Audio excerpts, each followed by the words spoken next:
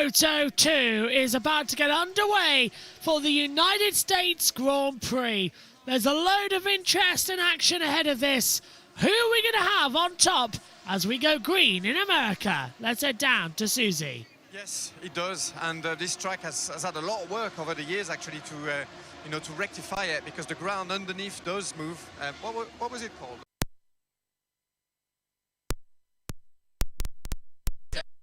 Which is also a fish, like a fish soup. It's funny with my accent, isn't it? Gumbo. Gumbo. Is it gumbo? Is it gumbo? E by gum. Gumbo. Yeah. Hey, gumbo. That's the Wolverhampton accent. Yeah. Shall we get on to some racing? We just saw the number 69 there. Just want to obviously mention the fact that Nicky Hayden is always honoured at this circuit, and his bike was around this morning actually. Walked past it, still got stingy eyes.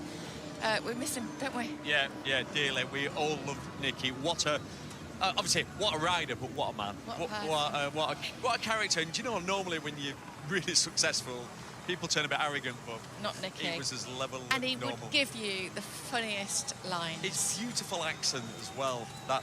We miss him dearly. We really do. We do. So, everybody getting into position then on the grid for this Moto2 race. We had such a belting opener race. We talked about Barry Baltus there in pole position and the physicality of this track and how it could suit him.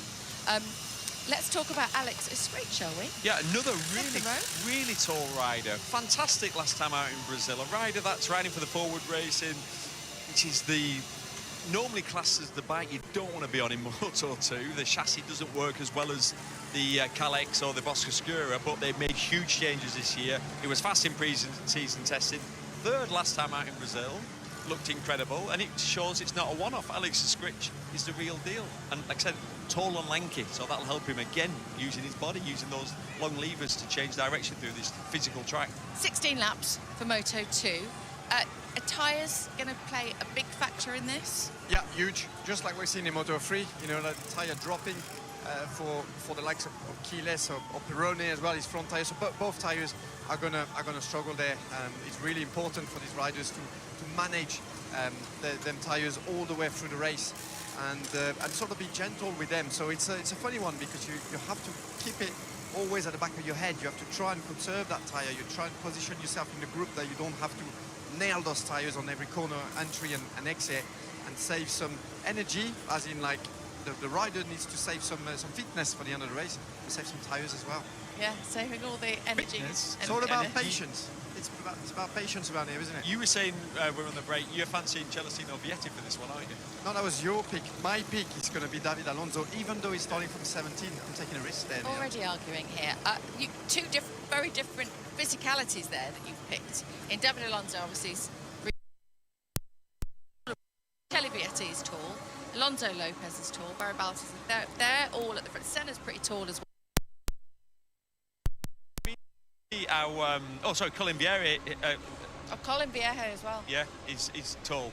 It is all the tall riders. I know, as you were saying it, I was thinking they've all qualified actually really well. I mean, Manu's not short. Let's jump to the front and maybe hear from the shortest as we're going through the sizes. I don't know, we've got stuck on that, but Angel Bugueras is not very tall, and he's on the front row of the grid, and he's talking to somebody else. And how great qualifying yesterday in just your third race. You do have a happy with. What would a good result be here today? A good result will be just finish the race. We're coming for 2 races ago that we crashed, so the target for today is finish the race. All the best. Thank you. Well, Angel keeping the expectations low. Nervous. No, he's very nervous. We know that he wanders around, pretty confident, but he is nervous. He wanted to speak straight away as soon as he took his helmet off, and he couldn't wait to finish that, could he, really? But he's got that penalty as well, so this is going to be a tricky one. Anyone that's got to take a penalty around here, it really does kind of knock it, doesn't it? Yeah, the good thing, though, about having a penalty is if you are starting off from the front row of the grid, you have a chance of leading going into it. So that'll be his plan. Get a good start, and then, because you're controlling the race on the front, then you can jump in to do your long lap penalty. Hopefully then you don't drop in too many places, so he's not in a bad position. his long lap because he's got one in the race, and yeah, the long lap is really dirty, and when you have to rejoin, it's kind of risky because you could go on the racing line as well. So yeah, it's a tricky one around here. I'm surprised you've not been out there to clean it. No, but for Mark, yeah, there was Neil. I saw Neil's been out night. with his broom. If I'd have known it was dirty, I'd have had the witch's broom out. Let's go to pole position then. Here's Barry Baltus. Barry, you move up a place to start this one from pole. How important are these opening few laps going to be? Well, we will try to take profit of this. It's a long time that we are not on pole, and yeah, we will try to enjoy as much as possible in the front, and yeah, I think we are ready. All the best. Thank you.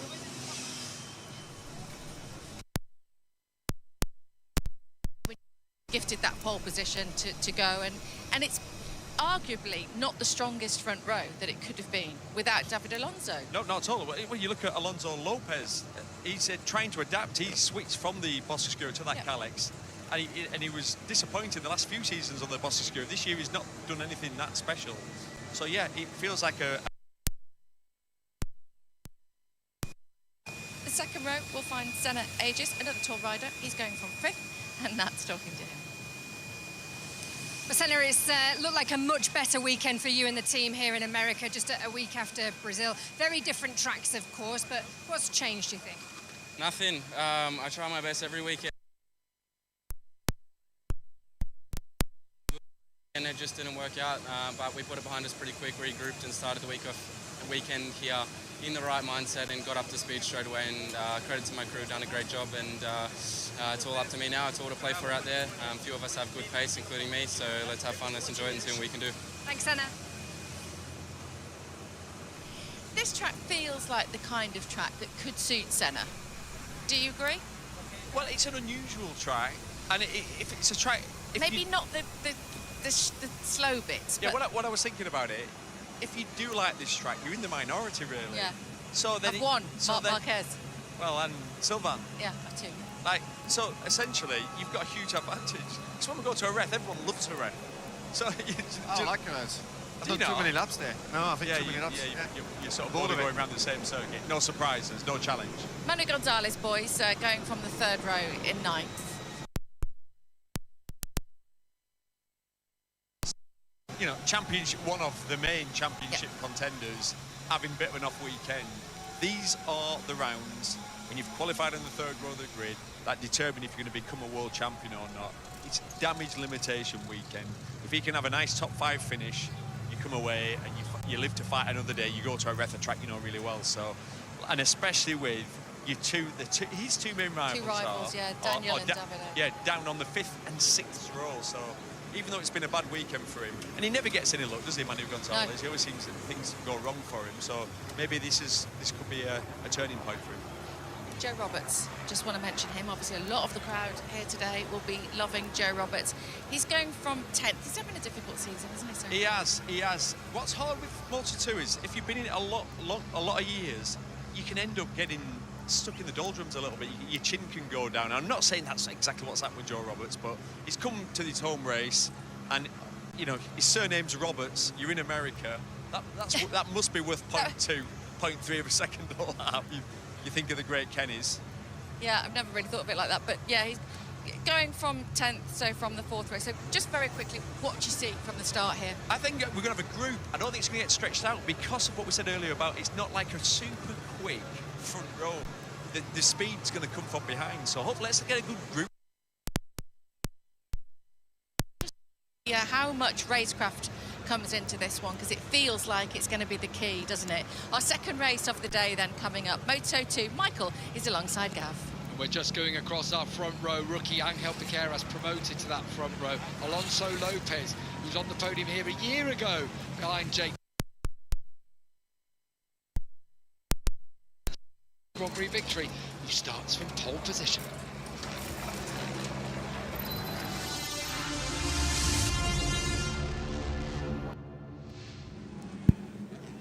The Moto2 World Championship is getting underway. Piqueras is on pole position. Alongside him on the front row of the grid is going to be Alonso Lopez and Barry Baltus. And then further down as well, let's go over. The Baltus existing on pole, sorry. lap record that Bottas on pole, Lopez Vaqueras front row. Prix in Moto2. We'll get into that in a second as we go down through the order. Centre A just want to watch from the second row of the grid alongside Celestino Vietti, who's been successful here in the past. Further down the order there is David Alonso. Really good pace all weekend, has pretty much looked the standout rider, but unfortunately for him, starts way back the row behind his teammate Dani Olgado, who leads the World Championship. Sergio Garcia was a winner here a couple of seasons ago, and yet he starts from the penultimate row of the grid with the new Moto3 World Champion, reigning champ, at the back of the grid. He's struggling, isn't he, in his move into Moto2 at the moment, Jose Antonio Rueda. But Michael, as they power up the face of Big Red into Turn 1 tyres, because I want you to talk about them, because Pirelli have brought a softer option this year. Yeah, they brought the SCX, what was designed as a pre-qualifying Moto2, developed in the World Superbike paddock. It's a great tyre when the temperature and track conditions are correct.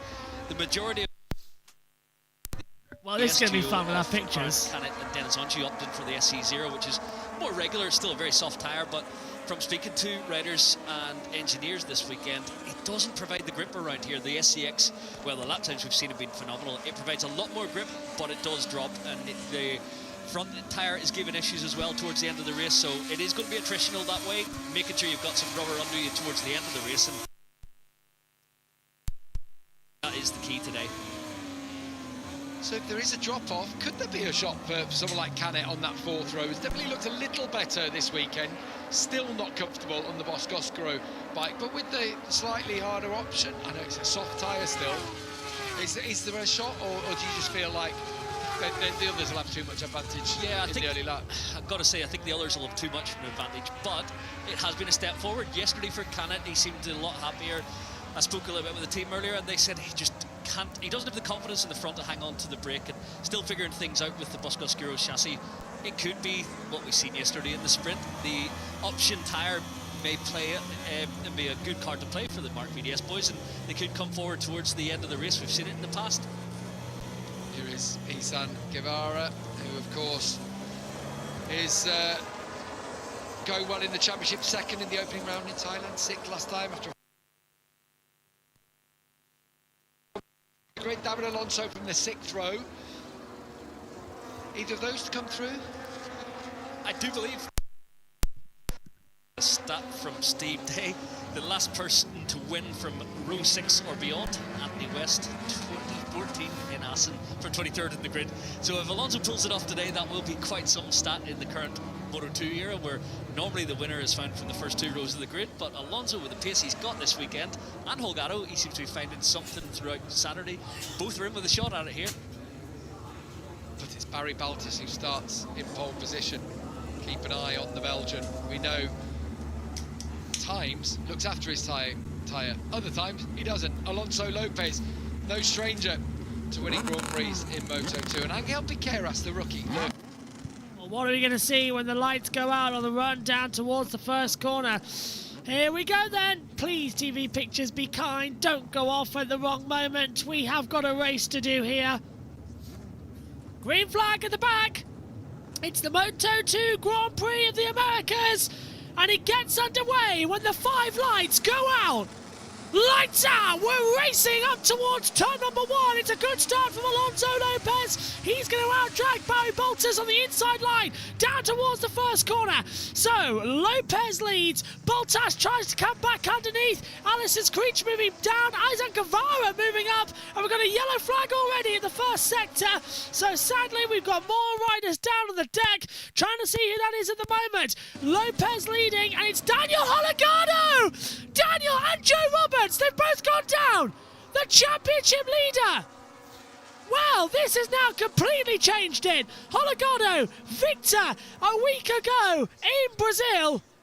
He is now out of the race. Holgado is up and walking away. They shouldn't need to red flag that, but Joe Roberts, the American, is also down. He's walking away as well. Well, drama right at the start of the Moto2 Grand Prix of the Americas. It's being revealed. Big accident! Huge accident down at turn 11! And this will be an instant red flag. 7 riders are down. The entire mid-pack of the field. Via, Salak, Piqueras, Munoz, Alonso, Garcia. Fernandez involved. Baltas gets ahead, but that's it. They're going to have to red flag. They're going to have to red flag this. That is absolutely horrendous. That is the big accident. It all chained up down in the middle in the braking zone. What? Well, so many riders out. They can't clear that. This will have to be a red flag. That is one of the worst ones we've seen. They all just sort of collected up to each other down at turn 11. And we're now down to 19 riders, and the red flag is out. The Moto2 Grand Prix is stopped 3 weeks running. So the red flag comes out before the completion of lap 1, which means there'll be a total restart. And I just hope everyone's okay. There's the red flag signal. Computer's got a glitch out. They're not showing the red. There we go. So the race is stopped. The riders put their hands up. Arborino's coming into the pits. There'll be a restart. We'll have a restart. So it'll be a new race. But the red flag out again. What is going on in Moto3 and Moto2 this year? Out of the 3 races we've had, Moto2 just keeps being red flagged. Unbelievable stuff. So a big accident down at turn 11. Several riders involved. The race neutralised. It just all sort of comes up together. I'll try and get it up on my iPad while we see...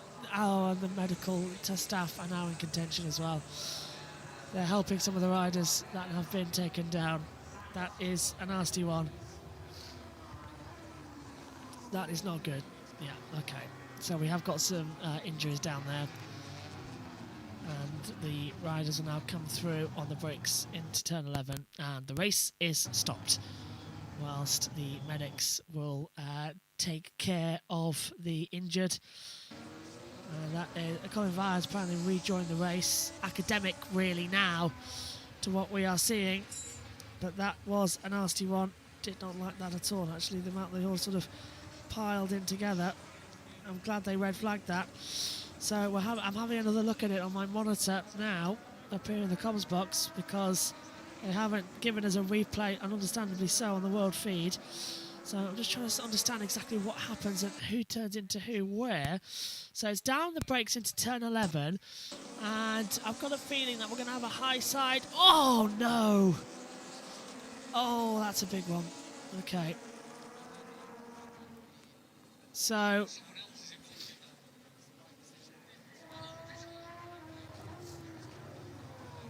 Okay, so I believe...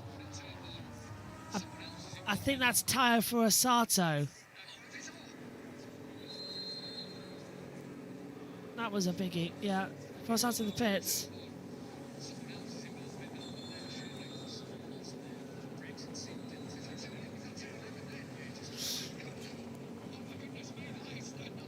Okay, so the red flag is out. We're just having a look to see who's coming back into the pits and who isn't. So... trying to have a look. There was no brakes down there, so who's out there? Well, Alberto Fernandez is now up and is communicating with the steward, with the medical doctors. So no brakes. Whoever flew in, it was a white liveried bike. So that doesn't really help us much. Garcia, Alonso, Munoz, Vire, Salak, Fernandez and Piqueras. Now Alonso's come back into the pit lane. So Piqueras is still down there. So is Roberts, Salak, Holgado, but that was turn 1, Fernandez and Garcia. They're on our monitor as currently out on the circuit. But the race is stopped, and understandably so. All riders are conscious. So that is the latest news I can bring you. All riders are conscious. Let's take a look at it. The overhead shot now. This was it, down into turn 11. Oh, it's Salach, isn't it? It's Philip Salach. Oh, no, She comes in. Is it Ferrandez's bike? It's difficult to tell. I think it's Ferrandez. I think it's the Blue Crew Pramac bike. It was a blue bike. That's why I was saying Salach. I thought it was white. It's either the American racing bike or Ferrandez on the Blue Crew bike. Just sort of blue flash come through the screen. Definitely a brake failure, though, and that was a horrendous one. It could have been Garcia. He's got the lighter colour out of the order, but it's wrong to speculate at this time. Salach has rejoined the race, so I don't think it was him. My money would be on Garcia, but we'll wait for official confirmation. All riders are conscious, and the red flag is out. The race will be restarted, but academic right now. All riders are conscious does not mean all riders are okay, because that was a scary accident with no brakes into a V-shaped corner, which we do not like to see. Right, well, red flag's out. Salach has restarted. Let's head down to TNT. Red flag's out. He's got a good head on his shoulders, he will, and a good team around him as well. Well, there's Salach. I don't think it was Salach then, because his bike would be worse off if he was the one who went in. Or look, again, it's the white fairing on the side, so I think it must have been Ferrandez. Yeah. Because they've got that special livery here this weekend for the sponsors. American Racing. So, just on the who recondition, don't they, all the Triumph engines and distribute them to all the teams. So he's just checking that everything's okay with the power unit. Salach is doing well to get yeah, this he's back. doing so well one-handed, hanging onto a fairing. If you watch him on a training bike, he's a skillful lad. He can throw a bike about and make it do things it shouldn't. There's Joe Roberts making his way. Problem for Joe is, where's his bike? Because he is eligible to restart. From the outside of turn 1, it's not a bad run back to the back of the pits. But yeah, maybe they have left with the marshal. Danny Holgado gets a second chance. What happened to him at turn 1? We just saw a bit of a flash of light blue of the turquoise of the CF Moto slide out. Thought it was Alonso. Turns out it was Holgado. Feverish work going on at Aspen. Oh, well done. Actually getting part 1 of the job done. Can the team repair it though and get him on the grid? He looks like he's hurt as well.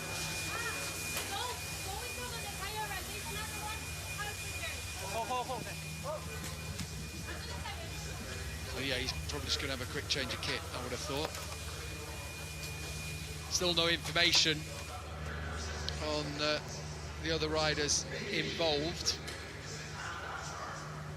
So that would be Sergio Garcia. Is the only rider that we haven't seen anything of, is that right? Yeah, Sergio was being attended to, but he had his legs up in the air, or one knee up at least, so... And we did get the graphics saying all riders conscious. But... Yeah, get rid of that. Straight in the bin. Nice newly painted fairing. Still don't have a restart time here for Moto2. And I'm pretty sure it'll be will it be a 10-lap race now? Usually gets down to... Daniel Munoz. Wipe the nose of Aaron Canet. I mean, there's diving for the inside and there's diving for the inside. Here at the top, Joe Roberts. That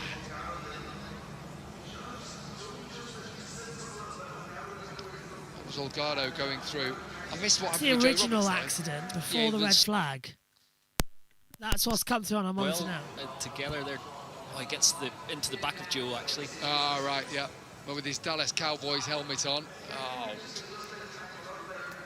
That is really unfortunate, isn't it, for Joe there? Because someone wiped Joe's nose at the front. He got it from both ends. Oh, well, it's not going your way. He got picked up by Holgado hitting his back wheel as the bike went up right then. He got his front collected, so yeah. Was it by Salach? It looked like it from the first shot. I seen they were together on the shot. There you see, there's Joe Roberts just on the outside. Oh, it might have been David Alonso. Just turning across the front of Joe. Fortunately for Holgado, trying to go in a little too hot, bottlenecked in there, no room. And contact with the back of Joe Roberts ends both their first starts, but hopefully here for Holgado, it looks like their work ongoing. Should see him back on the grid. Right, when we get a race, it will be for 10 laps, and hopefully we'll have that coming up for you. We're going to take a quick break, and we will get to restarted Moto2 race. We'll bring you more information. Yep, then when we have it, pit lane will open at 1:35 for a quick restart procedure. That's what we've been told, but all riders are conscious. That's the most important information we have received. But a really horrendous accident start, this one.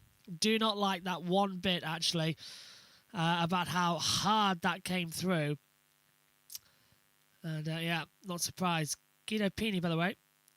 First Italian to win a MotoGP race since Dennis Foggia in 2022.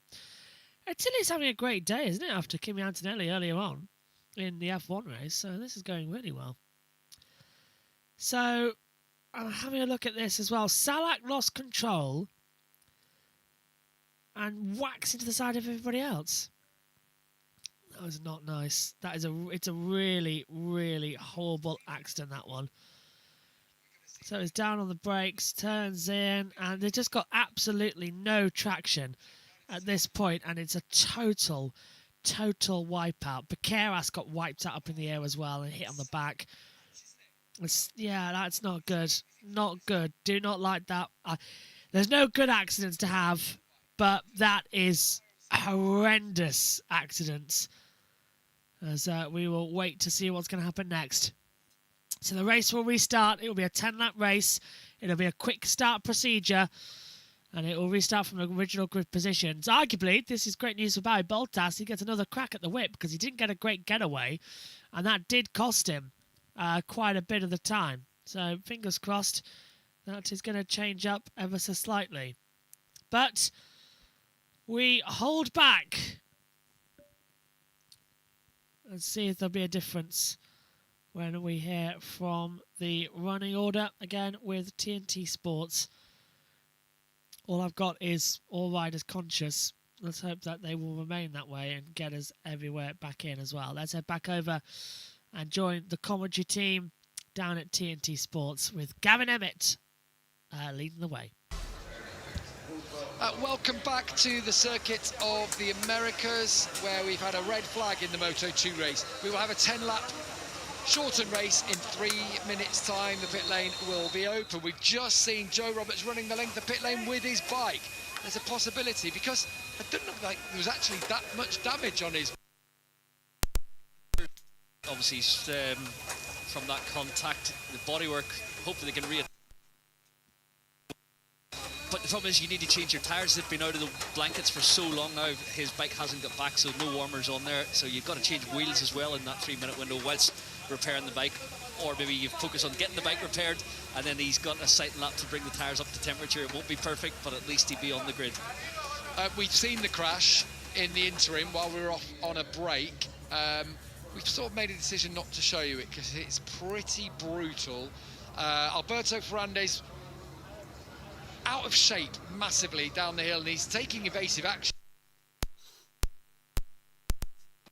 Such is it? No, he's definitely got a front brake, because you can see he's stopping all the way into the inside, but it looks like maybe Pad knocked back down the hill. He got a few goes at it, stabbed it, and then couldn't decelerate fast enough. He went down the inside trying to avoid, but unfortunately on lap 1 there's just too many bikes in his trajectory, and he does collect them out. And Philippe Salac, one of them. Worst off in it was probably Angel Piqueras. Yeah, Angel unfortunately got a good whack on the collarbone on the shoulder. Yeah. Then he was run over by one of the other bikes. So, yeah, we'll bring you information on him, Sergio Garcia, when we have it. Philippe Salac looks like he's trying to get back into the race. But, yeah, we sort of made the decision not to show you it. I'm sure if you wanted to, you'll be able to go and find it. Is that fair? Yeah, that's fair. It was not a pretty one. It's just a bit gratuitous. Yeah, exactly. It's brutal, isn't it? We don't see people. There we are, Piqueras and Ferrandis going to the medical centre. I'm not surprised. Not surprised at all. What a smack on Angel Piqueras there. Oh. Yeah, Ferrandis, we saw him stood up speaking to the marshals, but yeah, obviously go for an assessment. Piqueras, we haven't had too much info on. Nothing on Garcia. Sergio Garcia, yeah, I didn't see where he was. There was so much going on in that incident. I missed out on where he was. So we're going to have a restarted 10-lap race. Changes things a little bit with a few people battered and bruised, a few bikes. We don't know if the Aspar bike's going to be able to get back in. Are they OnlyFans American Racing Bikes able to get back in. Looks like Philip Salach's will. Even putting his helmet on here, so maybe he could start the race from pit lane without completing the sighting or warm-up lap, but he's not going to make it here. You've got a 1 minute window on the fast restart procedure. Danny Holgado is going to be able to start this one, and David Alonso. Quick work by the Aspar boys. We've seen them do that so many times, haven't we, Aspar? They are a great, great team. If you want to win championships, Kevin Schwantz said it to us this week, you need a good team behind you, and that is one of the best there is. Hold on, they're actually delaying it. Oh, they're stopping it, yeah. Pit lane is open, but... Or the boys have stepped in, so a further delay. Perhaps that's on safety grounds because... Yeah, that's not good. The scrutineers... Yeah. You know, you're relying on the... So delayed restart as well now. Ready in a quick turn window.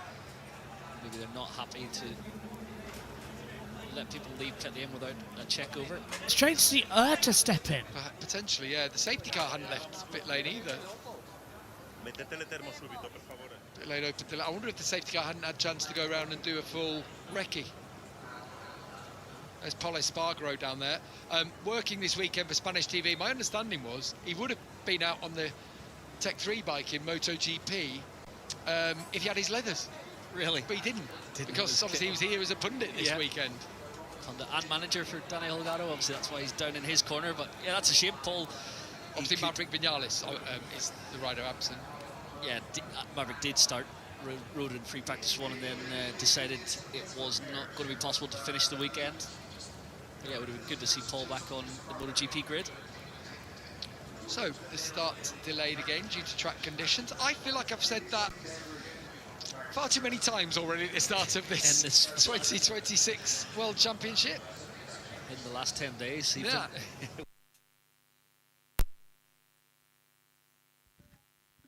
Loss of audio and pictures is due to the weather at the moment.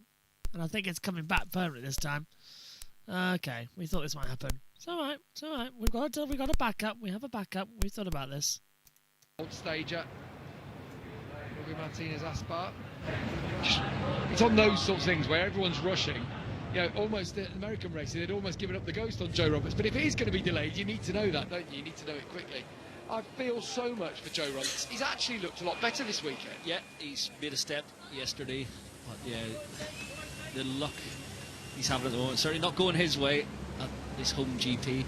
And it looks like there's still a lot of work to complete there, but the American racing team will continue to push on. Hopefully they get it completed in time.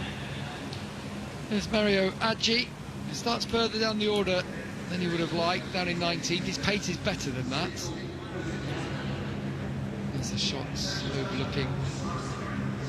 It's a beautiful circuit, there's no doubt about it. It is one of the best facilities, perhaps the best facility that we come to in terms of everything that's around the racetrack. It's certainly one of my favourite events to come to. Yeah, it's a great event. I see a lot of people on social media saying it's right up there, bucket list event now with the nearby downtown Austin, live music capital of the world. But you can see what they're doing with this facility as well. There's roller coaster upon roller coaster being built outside. They're making it into a proper entertainment facility. As if the track wasn't enough of a roller coaster itself. Barry Baltas has to compose himself. Had made the good start. Got away well. Yes, he was pressured into the first corner by Lopez, but had reclaimed the lead. Good to see Alonso Lopez up there. I spoke to him at length in Brazil. Had a little chat with him. And he was saying so much happier after the switch. Said the bike just feels better. He said, I'm not there yet, but I feel like I'm getting there. Yeah, this weekend has been a big increase in the speed up garage of Phillip Island. Always springs to mind how good he was there. He's got some serious ability, so yeah, hopefully at Crescini with the Calyx under him now, he finds a good home. They're making progress here now. Yeah. Front wheel going in, bodywork about to go on. There we are. Delay is just like the medical. Get back in positions. To redeploy, yeah. I expect with so many riders down, people had to go from different parts of the racetrack to it, and so it's the right decision. If it's a medical or safety issue, it's the right decision. So another 6 minutes until the pit lane will open for a 10-lap race. Yeah, this will just push things up towards MotoGP, won't it? you bear in mind, what's 10 laps going to take us to do here? 25 minutes, something like that, 24 minutes. All the post-race procedure, they go out at half past the hour, don't they, for MotoGP? So it's going to be very, very tight. And they may have to delay it 10 minutes as they did yesterday for the sprint. Colin Fire, some running repairs there. So pit lane will open in 5 minutes now.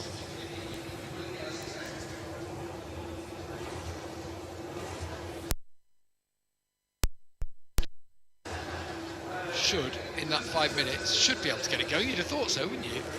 Looks like it. But yeah, I do think everything should have been able to change tyres as well. Yeah, seen the front wheel going in just on the last shot, so that should be tyres up to temperature. There is the nose cone going on. Good signs. Looks like Joe will be on the grid. Salach is the one. He looks beaten, doesn't he? Yeah, certainly. He's had a big impact from that collision.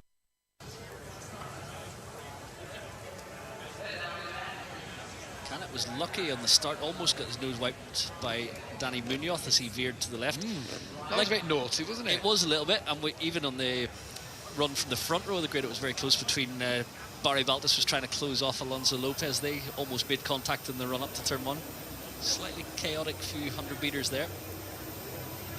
Tony Arbolino just got the fan, trying to just compose himself. He was involved as such, but I think he had to pick the bike up. A little bit of gaffer tape, that's the tool everyone needs. That'll sort you out.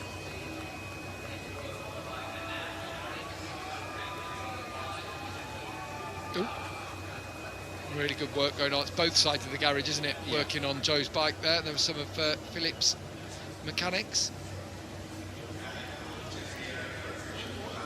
Yeah, the key there is being prepared with all your sub-assemblies out the back of the pit box. Oh, Daniel Gardo's been handed a long lap penalty. So starting from 15th on the grid. So he was deemed to have caused the crash. Right across in front of Aaron start. Canet. That's not on that one. Nope. And then Olgado, watch out for him on the inside on the 96. Yeah, because Danny's got in too tight and then ended up causing this crash. He was inside the pit lane actually in the run up the hill. And that was where Canet and Onchuk really got caught out.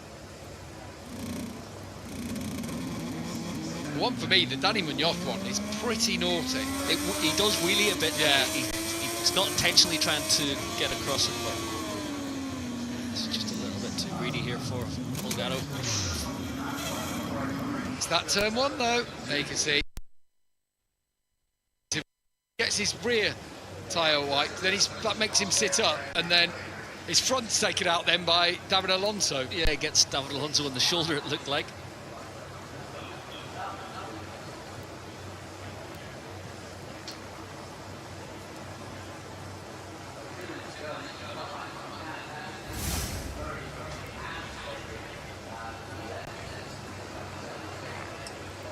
Joe Roberts is going to be able to take part in this restarted race.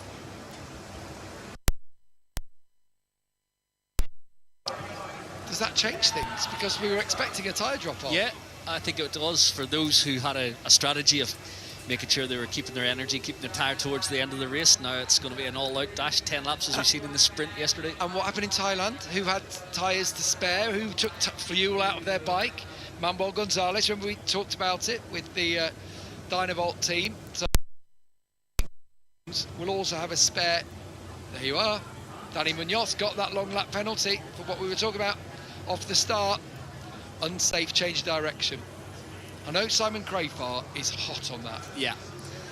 Yeah, swerving off the line, it is such a... When you've got all the bikes together, it's such a risky part of the race, and he's clamped down on it over the last couple of years, and you can see even a little nod of approval from Danny Munoz accepting it. But yeah, when you have 28 bikes there, you got to look out for your fellow rider.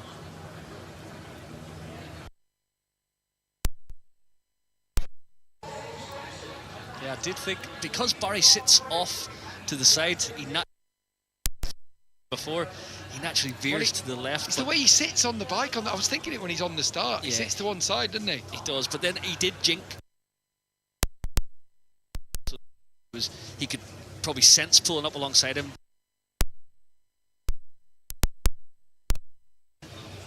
There's a few penalties to be played out here now. The pit lane will open in 15 seconds' time. It's all going off here. What the stewards and Simon Crayfar are doing there is trying to calm the riders down a little bit. They've just witnessed those two unsafe changes of direction off the start. The contact and collision from Holgado at turn 1, then Alberto Ferrandis making a mistake and causing a huge pile-up. So it's now just, we're watching, well done, this. Both American racing riders back on the grid. Both good lads as well. Philippe had a great partnership with Jake Dixon last year. Good to see they're both able to take part, having both been taken out on the first start. So, we go again. A reminder, the quick start procedure. They all ride around now, try and get some heat into their tyres. Oh dear, almost had a crash on turn 1 on the sighting lap. Then they'll come to the grid, they'll have one mechanic out there, and then they go for another final warm-up lap, and then we'll have a 10-lap race. 25 degrees of air temperature at the moment. It is getting hotter throughout the afternoon. Twix there from Canet. Pit lane closing now, and soon we'll know who is taking part in this restart.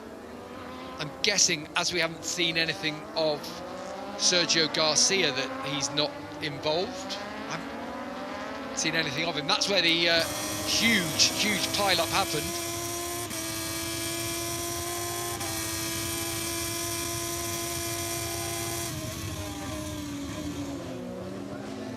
On board, Danny Holgado drops it down into turn 12. There's Munoz. He's going to have to do a long lap penalty, and practicing that. Look how dusty it is out there.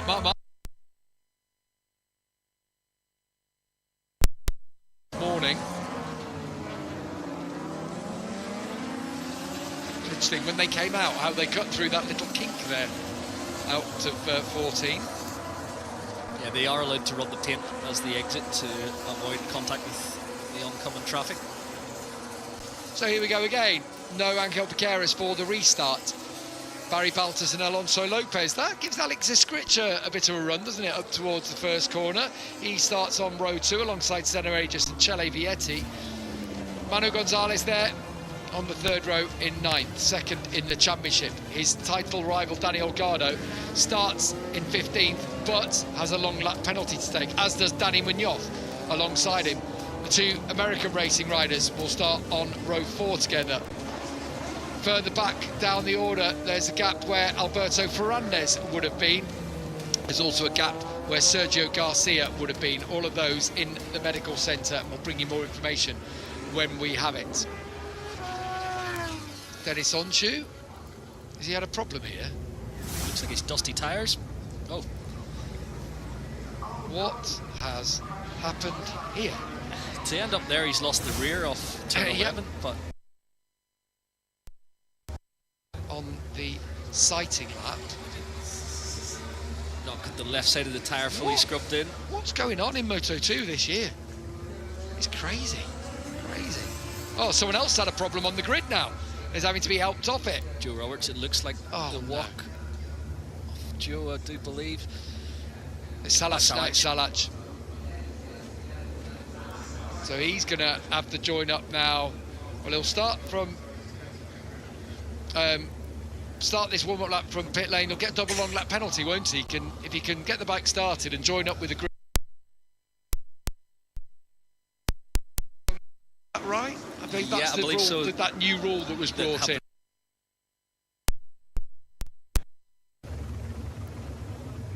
Yeah, after Marc Marquez ran off the grid, you might remember. Okay. Sure, I saw Onshu there. So having crashed, he's made it back. He's on the back of the grid. We go again. There is the tie. I see how similar they are, turn 1 and turn 11, when you're looking from overhead. There's Alberto Ferrandez. Looks like he's okay, a little bit dazed perhaps. Salach. I think it's meant to be for Philip today. There's obviously a problem with the bike. Yeah, there was a lot of damage. Well, bodywork, mainly cosmetic. Perhaps there was a little issue he experienced on the sighting lap. So we'll have a minute for him to be able to start the race from pit lane now, and that's he's 15 seconds behind here at this circuit. Yeah, that's a penalty in itself. So 15 seconds after the last guy passes, leaves you well behind.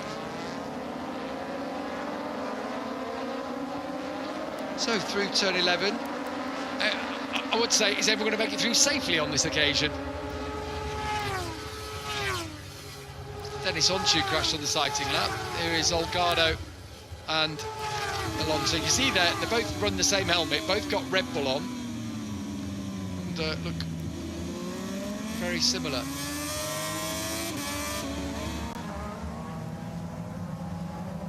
Again, Danny Olgado. It is certainly cleaning up the dust that was kicked off this morning when we witnessed Marc Marquez. Oh, they are. They're making it very, very sure down there. Oh, and there goes our TV pictures. This is going to be a nightmare. It's all because I'm on two things at once. But I agree with you on what is going on in MotoGP this year. From pole position. So when they join up on the grid, we're ready to go. Philip Salach will start the race from pit lane, 15 seconds behind the race start.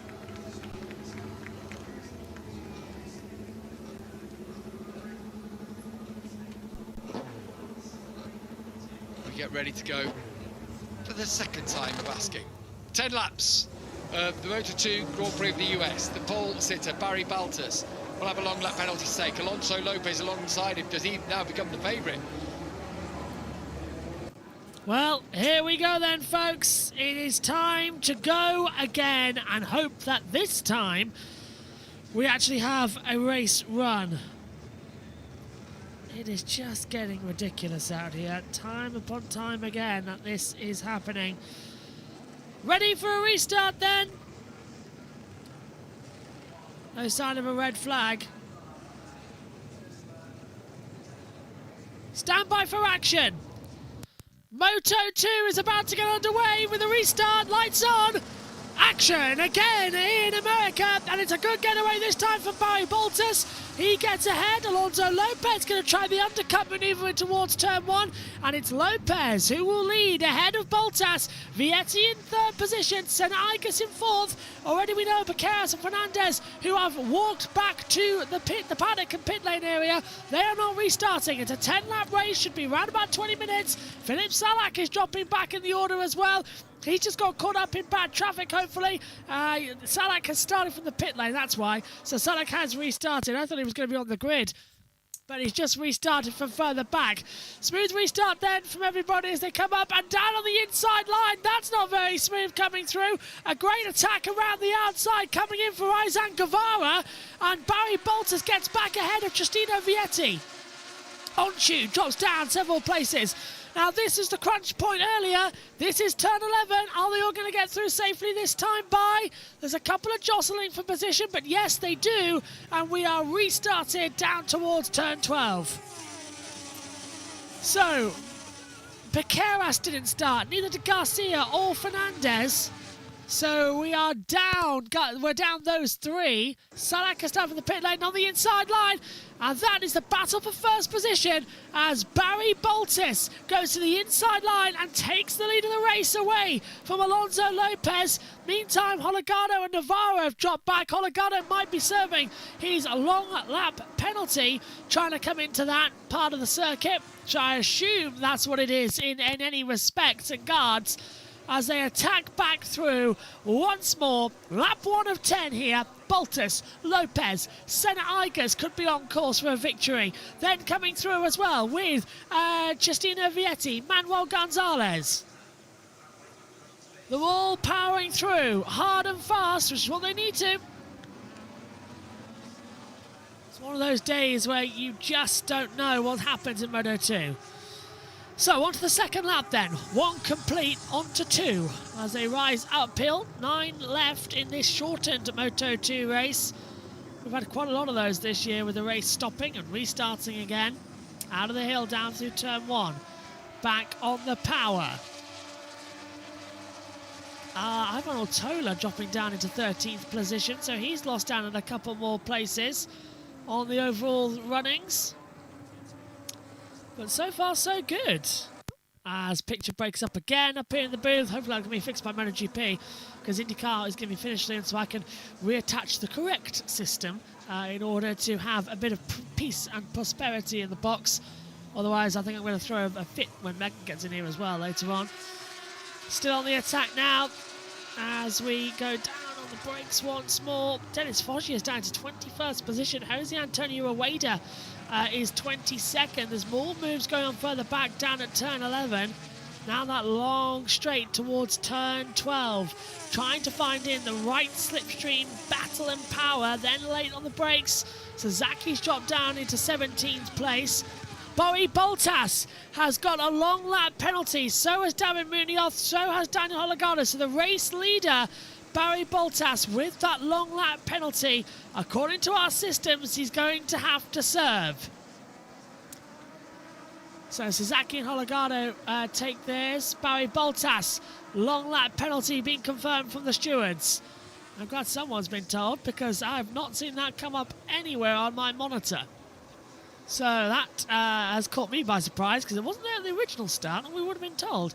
And Hologado long lap penalty as well. They weren't involved in anything as far as I know. Let's just jump the start. Well, no jump start. So Munoz long lap penalty as well. My God, they're all getting penalties out here today. It's like Oprah Winfrey. You get a penalty. You get a penalty. Everybody gets a penalty. But actually, this is good news, because the more people who use that long lap penalty loop are going to clear it up and give some grip down for Marc Marquez, who has to serve that penalty in the race later on. Unsafe change of direction at race start for Boltas. That's the reason for the long lap penalty? Seriously? Let's check with the world feed. It doesn't look like he's got the pace here that he did have yesterday. He certainly was one of the fastest in terms of race rhythm, but he's not been able to activate it here in the early laps and get swallowed up by Alex Eskridge, losing touch with the lead 5. On board with Isan Guevara, just feathering it through in the snake. Oh, no, it's gone wide. Vietti again. Corner. Vietti wide. Vietti, his bike is looking so twitchy. Yeah. He's almost lost it about 10 times in the opening couple of laps. He's certainly nervous down the hill when it hits the bumps, but the front loss. He's lost the front, he's lost the rear. And he fights back. Oh, the front twitch there. I thought he was going to have it tuck under. Vietti's got some feel and control and belief in his Bosco-Oscuro. Zonta van der Gerberg's in the pit lane as Senna Igus now takes the lead of the race. I told you he could be on for a race victory today, and he's gone and taken it. Senna Igus leads in Moto2. So challenge accepted really for him, isn't it, to try and get some more grip as they come into turns 14 and 15 now. Hard back on the brakes, and it'll be back up to full power. Lap 3, Senna Igus leads, and fingers crossed it's going to be a good session for him. Senna has had 2 Moto2 victories in his career, and those 2 came at the British Grand Prix last year and the Austrian Grand Prix last year. Just check it. No, this is the Australian Grand Prix last year. Sorry about that. I checked that. I thought it was a T. It was an S. So Silverstone and Phillip Island were his 2 victories in Moto2, and his entire career actually, he's only done Moto2. Senna has not done Moto3 or any other category. He's too young, isn't he, to do the 125 back in the day. Up the inside, here comes Giustino Vietti. Slipstreams through and makes the move on Alonso Lopez for 3rd position. So that's now changed over. Still attack, attack, attack. Senna Igus leading in Moto2 as things stand. But look at this from Izan Guevara. He's almost touching the front wheel to the rear wheel. He's putting his bike in very dangerous positions. But this is the... Oh, we've got a yellow flag. That's in sector 2. What's happened? Who's gone down? That's in this part of the track. Yellow flags around. It's Colin Vire. Colin Vire has gone down. So that must be at turn 10. Has to be at turn 10. The only part of the track I can visibly think it can... Yeah, he's okay. Ryder's okay. It's at turn 7. Okay, so that's a weird one. That's on entry before going up the hill. That's the left, just before going up to 8, 9, and 10. So how's he done that? So turn over from 6 into 7. The front must have dropped on him. That's the only thing I can think of. Strange happenings. Senna Iger's leading. And Guevara gets back ahead of Lopez. Lopez had the inside line down to turn 11, but couldn't get the momentum through. The racing resumed. Bottas hasn't completed his long lap penalty. If he doesn't do it within 3 laps, he will get a penalty from race control. So I wonder if they're going to try and argue that one, because it was a silly claim. Unsafe change of direction at the start. It's the start of the race. He was a good direction change, I thought, as well. He tried. Oh, and Jorge Navarro's crashed out now. Is that down turn 12? Waiting for information. The yellow's out down there.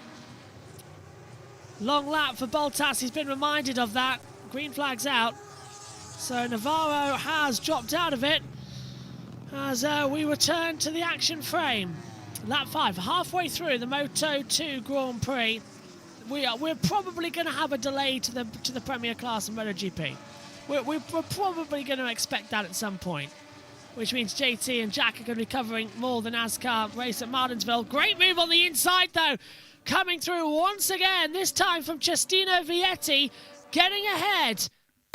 Making his way up the mover. Come on, graphics. I need TV pictures here. So Gonzalez, 37. Well, actually, yeah, Gonzalez gets ahead of Alex Screech. So Alex goes into 7th. Gonzalez goes into 6th. That's who made the maneuver, not Vietti on Bottas. As my timing screens were glitching, as you could hear. The loss of commentary on that moment. Into the pit lane. Well, actually, Zonta van der Gerberg's just rejoined the race. So Zonta's back, everybody. Zonta's back on action. As again, TV pictures breaking up. We've got a storm here in the UK, and the system we're on at the moment is different because Omi's using the system for MotoGP. I'm going to stop talking because Barry Bottas is wheel to wheel with Senna Iger standing towards turn 12. He's on the inside line, under braking from the right-hander into the left, and he's taken him. Well done, Barry. And now, surely now, take the long lap. Yes, he does. And he's going to clean that line up. There's a lot of dust there when Marc Marquez tried it this morning, but now there's going to be lines of grip, and Marc is watching that, being told, so he'll know where to go. The amount of riders I've had long lap penalties in Moto2. MotoGP schedule remains on time, is the word from race control. So presumably that means that Moto2 are not going to have their podium ceremony. Bottas has completed his long lap. So presumably because of the delay, Moto2 again won't get its podium. They haven't had many podiums this year. Didn't get one in Thailand. They got one. Did they get one in... No, they didn't get one, did they? In Brazil. They haven't had one now. 3 races. Have we had 3 red flags in a row for Moto2? Or did the Moto3 get stopped in Brazil? I can't quite remember. I think Did Moto2 go the distance? Track started breaking up, didn't it? Yeah, and that's what reduced down. Yeah, race starts at the top of the hour. So in 57 minutes' time, MotoGP will remain. We may as well keep it on schedule. Post-race tech for Moto2 shouldn't take that long. And get the MotoGP bikes out there and just sort of go from there. They should be able to maintain the gap at running. Sasaki, unsafe rejoin. He's been given a long lap penalty now by the stewards as well. Oh, it's all going up here today, isn't it, at the moment for this one? It's a crazy, crazy Moto2 action. Let's check in with TNT. His long lap penalty for an unsafe rejoin. So obviously he's gone off track and then come back onto it without looking, got in someone's way perhaps? Yeah, he's made contact, which often happens at the end of the long straight into 12. You run off and then come back into the oncoming traffic. Sasaki is just in the final point scoring position. Oh, TV pictures, honestly, they're going to be the death of me today. So, Aegis, look at the pace of Aegis on that previous lap. It just dropped significantly. And now you've got to start thinking of the riders who are good at pacing themselves. Manu Gonzalez is exactly what I'm thinking. David Alonso, who's now up to 6th place. and a personal best the last time around. And now you can see the podium battle just up in front, disposed of Alonso Lopez. I don't think David Alonso will waste a lot of time here. He'll try and find a way through. Yeah, he's going to have an attack. Laps. You'd imagine no tyre issues at this point. Push on, go for it, throw everything at it. Well, half distance in the race, 5 to go. We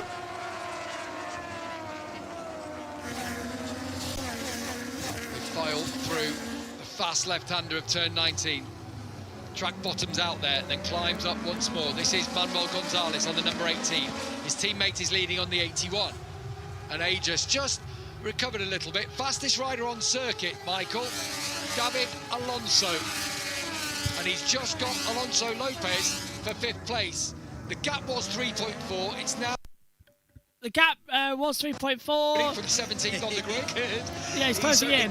Alonso passes Lopez. David Alonso, once he gets a bit between his... David Alonso passes Alonso Lopez. As Becca said in Moto2 last week, that's a nice one to go around. It's possible. And let's not forget, he's been involved in 2 collisions in the first part of the race. One when Joe Roberts hit the side of his bike. Then he was involved in the big accident that caused the red flag at turn 11. And now the Colombian is there in 5th spot. Still Aegis leads though, Vietti in 2nd, still a long way to go. Guevara is 3rd, Gonzalez 4th, and now Alonso... oh, there goes our television monitor. The laps are ticking away, he might not have enough time to do this here. It's going to have to happen thick and fast for him as Alonso Lopez appears around his outside. Onto the straight they go with 3.5 laps remaining. Power, battle. Likewise, Manny Gonzalez to get across the front 3. Aegis, Vietti and Guevara are all lapping quick too. And it's so easy with those SCXs, isn't it, to just push for 1 lap, and it can be the end of your time. What a shape! Alonso Lopez fancies to go on the roller coaster, and he's heading out there, and he's going to drop down the order. Now. Yeah, he drops behind Baltus now. Looked like a missed back shift, perhaps. And he went to the... Oh, there goes our TV pictures once again up here in the booth. That's a tough one for Alonso. This is interesting here. Manuel Gonzalez forward progress has just stalled, and I wonder if it is that we've said. That when you do have these fast laps, you do put one in. Notice the pace hasn't continued for Vietti, for example, for Guevara. Yeah, up the surface temp. Oh, these pictures are going to be the death of me as they come through again. 3 to go. A little moment for Gonzalez there. Yeah, and also Senna Aegis has recovered and recuperated, hasn't he, at the front? He's just composed himself. 3 laps to go, Aegis leads, and he's back into the 206s. And actually, on that lap, Senna Aegis it was who was fastest on the race. Yeah, Senna Aegis really was. Is this a battle between title contenders here, as it stands? Yeah, because Alonso's battling hard with Gonzalez now as they come out of turn 1 and 2, down to the Mickey Mouse section as well. Alonso going a bit wide, Gonzalez P5. This is effectively, as Gavin said, a title battle that they are going to be in between right now. They know exactly how much and where to put the power on. Gonzalez looks left, he's trying to undercut the inside line. Did he get the position? No, he didn't. TV picture's trying to return to me now. Come on. Ortola passes Canet for 11th position, but can Gonzalez get ahead of David Alonso? It's time for full power mode to come on here. He's on the attack once more. Under brakes, takes that inside line, rumbles out a little bit wide, back on the power, gives it some welly down towards turn 12. This is going to be the moment as on the inside line. Vietti also being made a move upon as well. Vietti takes the lead of the race away from Senna Aegis on the inside line down towards turn number 12. So Senna loses it. Vietti now has that advantage and will begin to push more upon more upon more.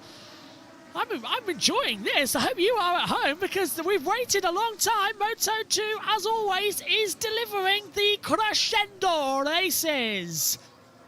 Just go. Go, la go. Look at that. Gonzalez will lead now by 2.5 points to Vietti. But Senna Aegis on the inside line down at turn 19. Goes in too deep. Vietti gets the undercut coming into turn 20. That's going to be a dress rehearsal for 2 laps time, isn't it? Over the line we go. 2 laps remain of the Moto2 Grand Prix of the Americas. And again, Senna Aegis looks to the inside line. He can't make the move. Vietti still blocking the line. It's still the attack that he was thinking of. Back on the attack through the Mickey Mouse section. And he's going to try and go round the outside. Fabulous move. Senna Igus. A truly spectacular move around the outside. He retakes the lead, but Vietti was clever.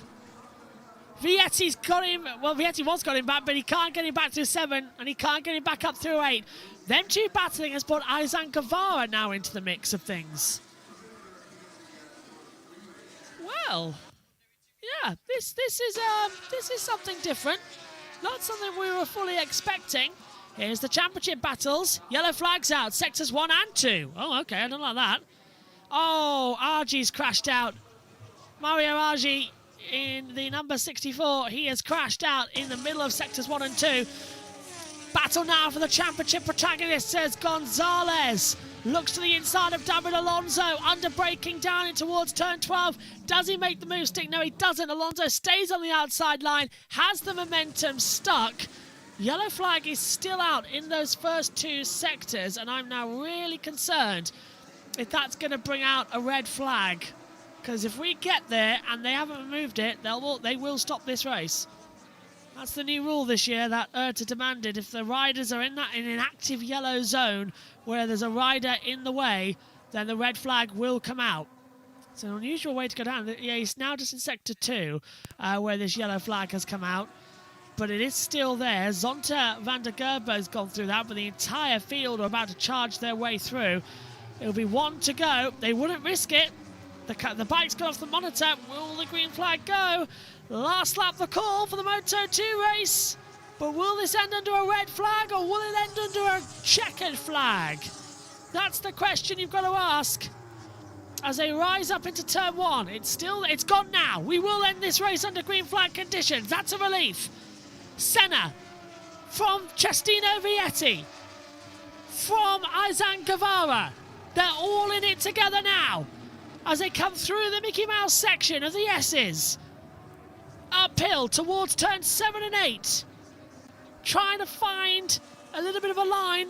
Can't see any debris or marshals on the circuit, so quick work from COTA officials. Can see why the MotoGP is going to get off on time. They're going to have about 45 minutes to have the go for. It is attack, attack, attack. As they turn in, trying to have a little bit of acceleration into turn 11.